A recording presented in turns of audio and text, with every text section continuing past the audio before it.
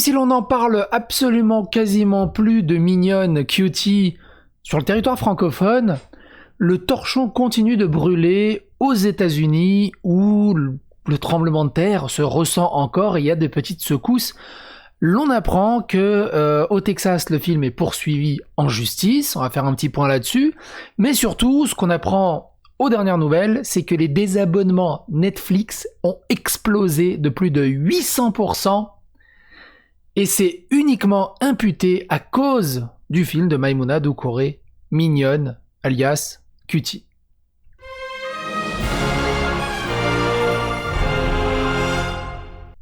Donc Cutie, Mignonne, les désabonnements à Netflix explosent à cause de la polémique sur le film, plus de 800% de désabonnements en plus, rien qu'au mois de septembre, c'est le résultat de la polémique du film français outre-Atlantique.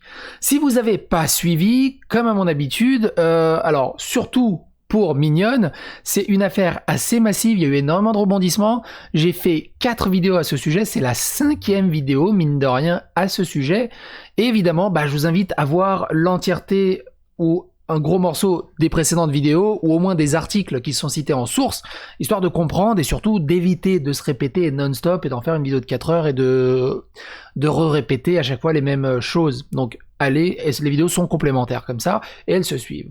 Donc il y a Cutie, Netflix sort un film de gamines de 11 ans qui twerk et découvrent leur féminité. Deuxième vidéo, Cutie Mignonne, entre menaces de mort et interdiction pour islamophobie et pédophilie, notamment en Turquie. Polémique Cutie, Mignonne, brûlez-moi ce film, où il y a vraiment, c'est vraiment là, c'est monté d'un cran. Et la dernière en date que j'avais fait le 15 septembre, Cutie Mignonne, la réalisatrice sort du silence dans un droit de réponse par rapport à toute cette polémique. Et je me suis dit, bon, c'est bon, maintenant c'est fini, le film est sorti, on va passer à autre chose. Que nenni! On apprend donc que ça continue encore.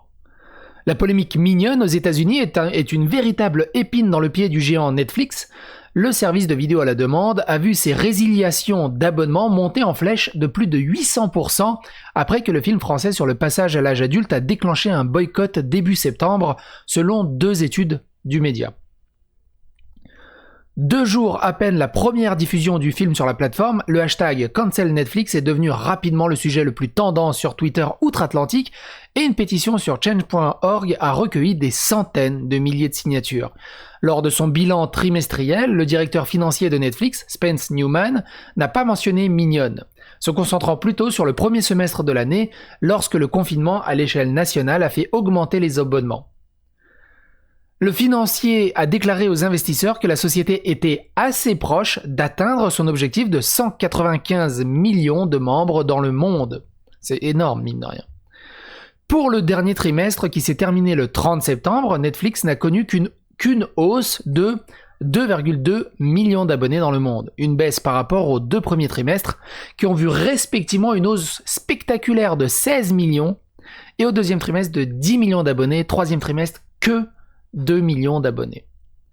Une défection 8 fois plus nombreuse que d'ordinaire, mais les chiffres analysés par la société new-yorkaise d'analyse de données Antenna et Yipit Data, on va voir l'article juste après, plus en détail, racontent une autre histoire.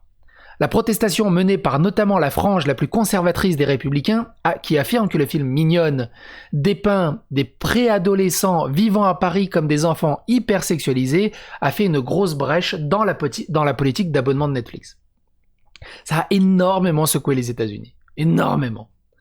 Surtout à l'échelle politique. Le cabinet Antenna a rapporté que la plateforme a perdu 5 fois plus d'abonnés au cours des 2 premières semaines de septembre, quelques jours après le scandale, que la société n'en a perdu pendant tout le mois d'août.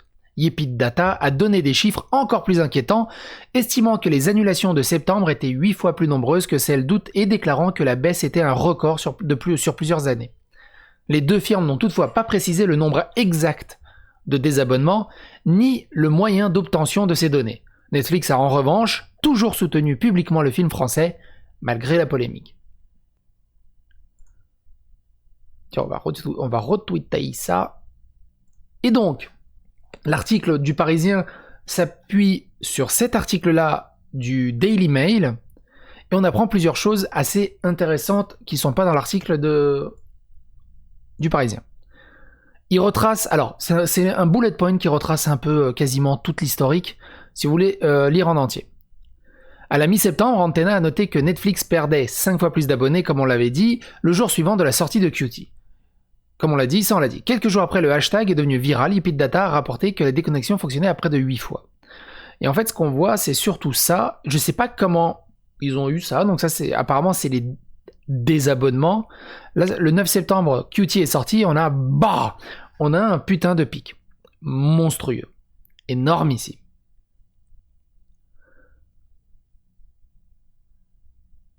Donc la réalisatrice franco-sénégalaise Maïmouna Doucouré. Netflix, qui prévoyait une baisse du nombre d'abonnés au cours du 3e trimestre, a déclaré aux investisseurs que l'assouplissement des verrouillages contre le coronavirus ainsi qu'une concurrence plus forte des services de streaming entraînerait probablement un ralentissement de la croissance. Premier trimestre, deuxième trimestre, le confinement mondial, c'est pour ça que Netflix a explosé au niveau de ses abonnements. Comme là, le déconfinement commence à venir, il y a moins d'abonnés. C'est ce qu'ils essaient de faire passer. Donc le sénateur Ted Cruz, c'est lui. Et ça, je l'avais pas fait en vidéo, par manque de temps. Et bah du coup, on va faire le point là. La société a fait face à des conséquences juridiques pour le streaming de Cutie, pour la mise en ligne de Cutie. Le 23 septembre, un grand jury du Texas a inculpé Netflix, accusant la société californienne de diffuser du contenu obscène dans leur état. Netflix a déclaré que Cutie est un commentaire social contre la sexualisation des jeunes enfants dans une déclaration à NBC News. L'accusation est sans fondement et nous soutenons le film. Le sénateur texan Ted Cruz a mené la campagne contre le film. Cruz a envoyé une lettre au procureur général William Barr disant que le film sexualise les jeunes filles à travers des scènes de danse simulant des activités sexuelles, y compris une scène exposant la poitrine d'un mineur. Il a expliqué sur les réseaux sociaux, suite à la promotion troublante de Netflix de Cutie, j'ai envoyé une lettre à l'appel appelant le DOJ, directeur des opérations journalières, je suis sûr que c'est pas ça, à enquêter pour savoir si Netflix, ses dirigeants ou les cinéastes avaient violé les lois fédérales contre la production et la distribution de la pornographie juvénile. Cruz a exhorté le ministre de la Justice à enquêter sur la production et la distribution du film, y compris toute personne impliquée. Souvenez-vous, le film est sorti cette année, mais il a été présenté au festival Sundance, qui est un festival indépendant aux États-Unis en 2019, voire même en 2018, peut-être en 2019. Il a été récompensé. Personne n'a vu aucun problème sur le film. C'est à sa sortie Netflix que ça s'est embrasé. Et en France, le film est loué par à peu près tout le monde.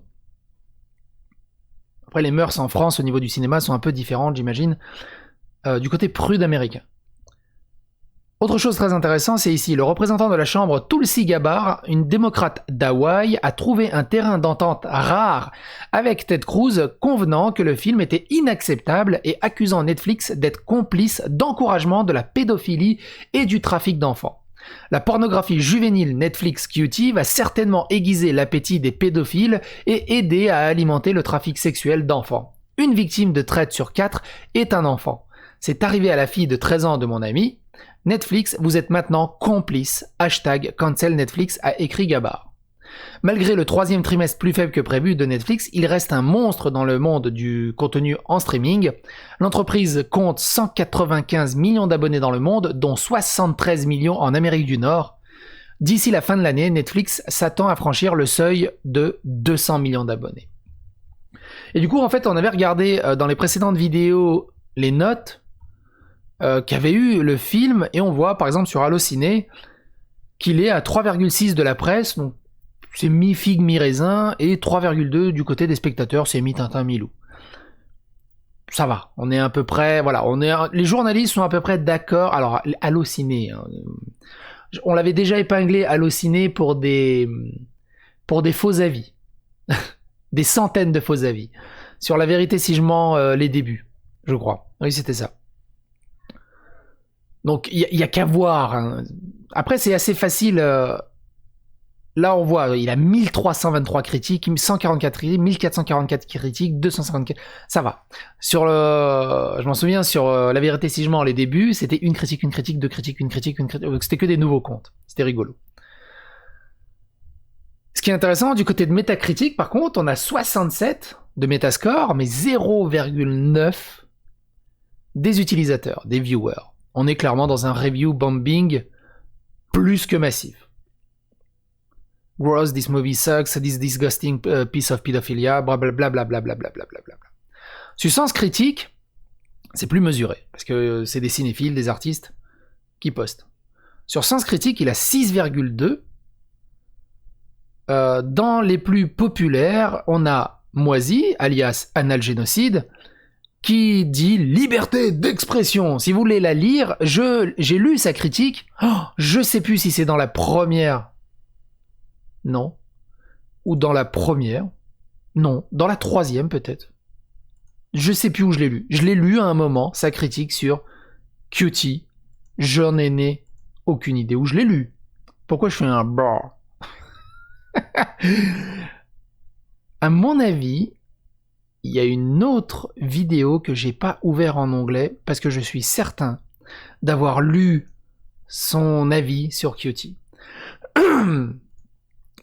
Quelle surprise incroyable, ce film n'est pas ceux des puritains ignorants en disent qui l'eût cru, l'eût-tu cru. Et de l'autre côté, un film pavé de bonnes intentions et c'est tout de Galadriel qui a donné un 3. Non. Globalement, c'est un film très polémique. Pour moi, il n'a pas sa place sur Netflix, c'est mon avis. Ou on l'aurait pas tourné comme ça. Pour moi, il a été extrêmement mal tourné. Et au lieu de dénoncer l'hypersexualisation, pour moi, il l'a sublimé. Et en ça, il est très dérangeant. Après, on a chacun une approche différente sur la photographie et la mise en scène. Mais pour moi, la mise en scène est totalement ratée par rapport au message qu'il voulait faire passer. Et le directeur de la photographie, pareil. Et la photographie du film, pareil. Mais je suis loin d'être un expert là-dedans. Votre avis m'intéresse grandement. N'hésitez pas à regarder dans la description les liens que je vous ai mis. Et je vais retrouver ce film, enfin, cette vidéo où... Bah attends. On a le temps. On n'est pas pressé par un chrono. De toute façon, j'ai dépassé les 10 minutes. C'est dans quelle vidéo? Bordel de... Ah mais non, mais je raconte des conneries. C'est dans la fragilité blanche. Ce racisme... Comment je l'ai appelé la vidéo? Ce racisme que les blancs ne voient pas fit analgénocide. C'est à cet endroit-là que j'ai lu... que j'ai fait une blague en intro en lisant l'avis d'Analgénocide. Celui-là, je ne l'ai pas lu en vidéo, mais je vous invite tout simplement à aller le lire. Moisy fait des très très bonnes analyses. Je comprends pas grand-chose des fois, parce qu'il a un niveau trop au-dessus de moi, mais c'est toujours agréable à lire et assez intéressant. En général sur le cinéma. Puis il est drôle, il est vraiment vraiment drôle. Bref, ça c'est une autre histoire. Les commentaires sont là, n'hésitez pas à partager autour de vous sur les réseaux sociaux si ça vous intéresse, n'hésitez pas à liker, à clocher, à disliker, à commenter, et puis on se retrouve pour d'autres vidéos.